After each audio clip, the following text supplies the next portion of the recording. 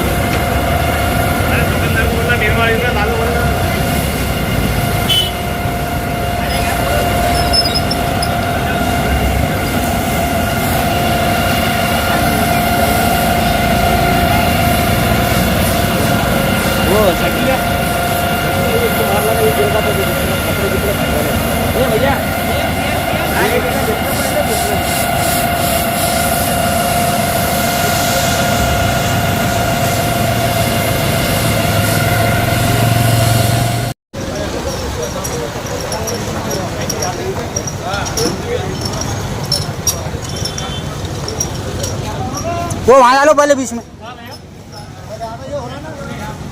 डालो। मट्टी डालो, भूसा भी डालो, बाद में ये सब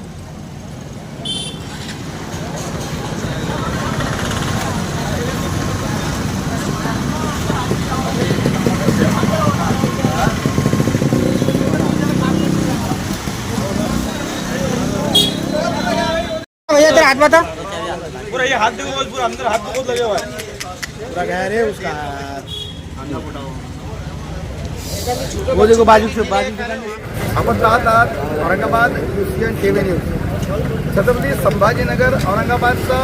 जुना भाग जो आहे म्हणजे जुना मोंढा हा या भागामध्ये सध्या आपण उपस्थित आहोत। हा जो रोड आपण याच्या व्हिज्युअलमध्ये बघत आहात हा रोड जो आहे तो हा रोड जातो मोंढ्यामध्ये जिथे धान्याचे दुकानं आहेत आणि याचा पुढचा रस्ता जो आहे तो हा जातो ट्रान्सपोर्ट एरियामध्ये आणि जामरगड सगळे ट्रान्सपोर्ट आणि सगळे गाड्या जिथे मोठमोठ्या गाड्या ते सगळ्या इथं येतात। व्यापारी वस्ती आहे। इथं झालं असं की आपल्या पाठीमागे एक ड्रेनेज आहे तिथून या लोकांचं ड्रेनेज लाईन गेलेली आहे। त्यामध्ये त्याचे जे लोकल जे रहिवासी आहेत त्यांचं म्हणणं असं आहे की जी तेलाची दुकान होती त्या दुकानाचा जो कॉक आहे तो ओपन राहिल्यामुळे तो तेल जो आहे तर त्या ड्रेनेजमध्ये गेला व ड्रेनेजच्या माध्यमावरून जे पूर्ण तेल जे आहे जे गोड तेल आहे जे खाण्यासाठी वापरत तेल तो पूर्ण रोडवरून वाहत होता। यामुळे इथे जे जाणाऱ्या गाड्या आहेत खूप वाहतूक जास्त असते। टू व्हीलर आहे, फोर व्हीलर आहेत, मोठ्या गाड्या आहेत, त्या सगळ्या गाड्या जातात। त्या टू व्हीलर जे आहेत तर स्लिप होऊन पडत आहे। जवळजवळ 10 ते 12 लोकांना इथं गाड्या स्लिप झाल्या आहेत,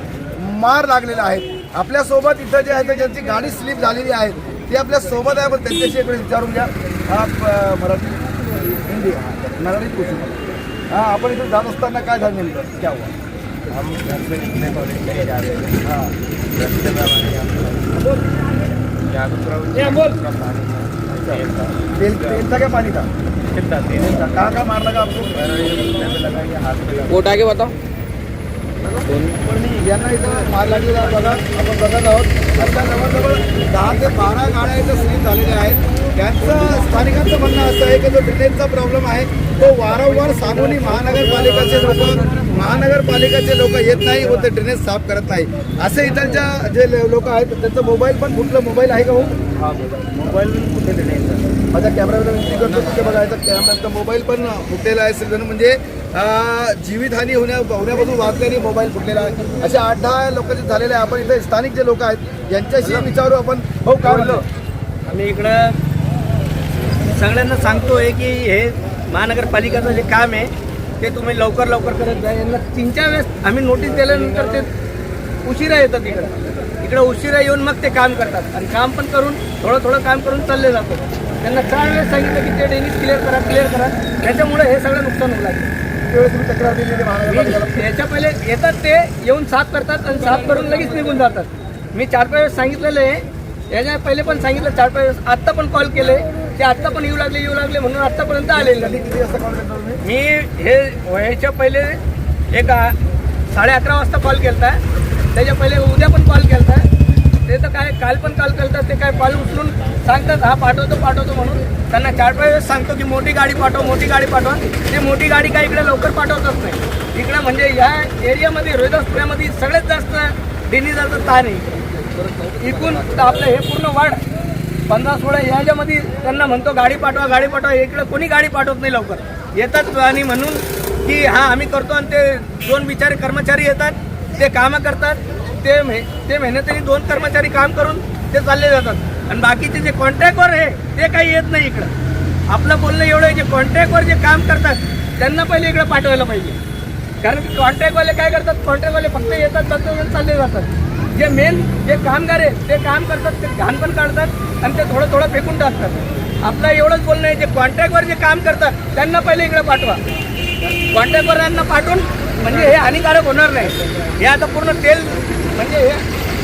याच्यात म्हणणं येईल की दुकानदाराची गलती आहे दुकानदाराची काही याच्यामध्ये गलती नाही आहे त्याचा कॉक उघडला असेल बहुतेकाने ते ड्रेनेजमध्ये गेलं ड्रेनेज जर का क्लिअर असली असती तर हे पाणी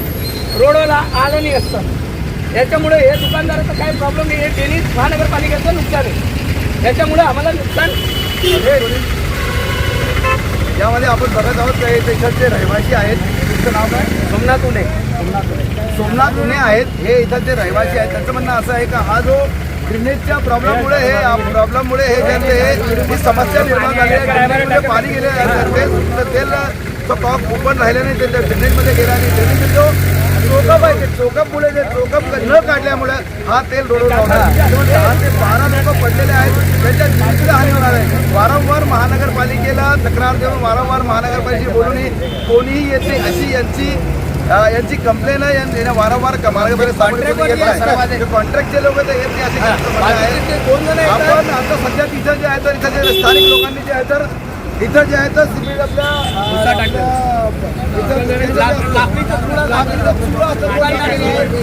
सॉरी माती टाकण्याचा प्रयत्न चालू असेल हे दुकानदारांनी टाकून घेतलेलं आहे कर्मचारी त्यांच्याकडून हे जे आहे तर हे एकदम मोठा अपघात होऊन आहे आपण पाहतो न्यूज TV न्यूज